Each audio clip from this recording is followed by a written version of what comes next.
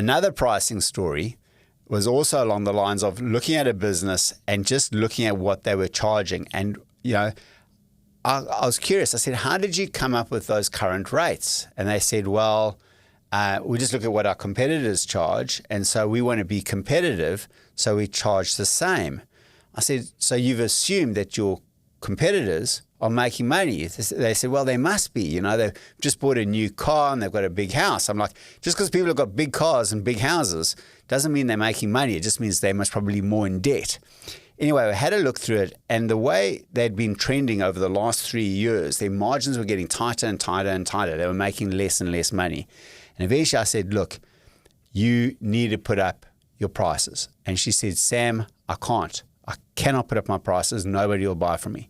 I said, well, if you don't put up your prices, you're not going to make any money this year. If anything, you're actually going to lose money, and you're going to have to shut down your company.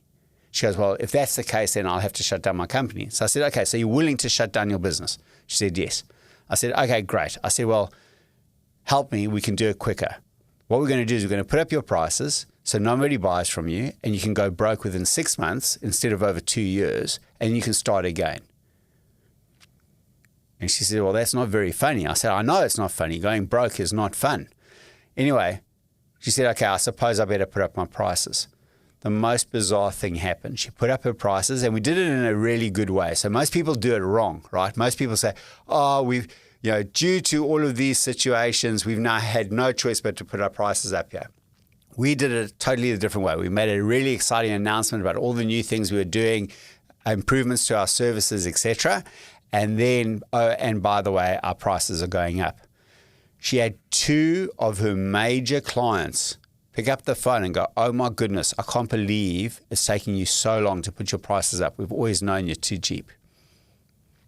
How's that for a story?